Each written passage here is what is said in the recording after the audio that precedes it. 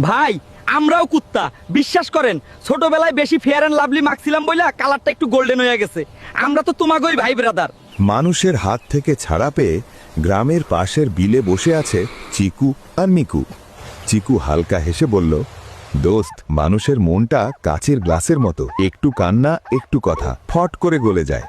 Miku বলল, আর আমরা হলাম পুরনো অভিনেতা, সব সংলাপ মুখস্থ। ঠিক তখনই দূরে শোনা গেল হাঁসের ডাক। চিকু থামল, চোখ ছোট করে বলল, এইবার না গেলে হাঁসেরা ভাববে আমরা অবসর নিয়েছি। মিকু একটু দম নিয়ে বলল, ঠিক আছে, কিন্তু আজ আমার পেট দৌড়ানোর পক্ষে না, ভাব বুঝে হাঁটিস। দুইজন গ্রামের পাশে পুকুরের দিকে রওনা দিল। হঠাৎ চারদিক কেঁপে উঠল, ঘেউ ঘেউ।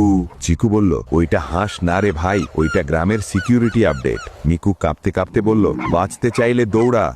চিকু বলল, হাঁসের বিরিয়ানি খেতে আসছিলাম, এখন তো দেখি আমরাই হটডগ হয়ে যাব। ভাই, ওদের বল যে আমাদের গায়ে মাংস নাই, শুধু হাড় আর টেনশন, খেয়ে কোনো লাভ নাই। দৌড়ে পালানোর আগেই চারদিক থেকে পাহারাদার কুত্তারা ঘিরে ধরল। এইবার আর পালানোর রাস্তা নেই। কুত্তাদের প্রধান বলল, ভাইয়েরা দেখি শীতে খুব কাঁপতাছেন, সমস্যা নাই, ছেলেরা লাকড়ি আর আগুন রেডি করতেছে। আজকের দর্শকদের শিয়ালের মাংস রেসিপি দেখাবো, কিভাবে শিয়ালের মাংসের বারবিকিউ বানিয়ে সস দিয়ে খেতে হয়। যে বারবার বিশ্বাস নিয়ে খেলা করে, একদিন সে আর সুযোগ পায় না। লোভে চোখ অন্ধ হলে শেষটা হয় খুব নীরব ও কষ্টদায়ক।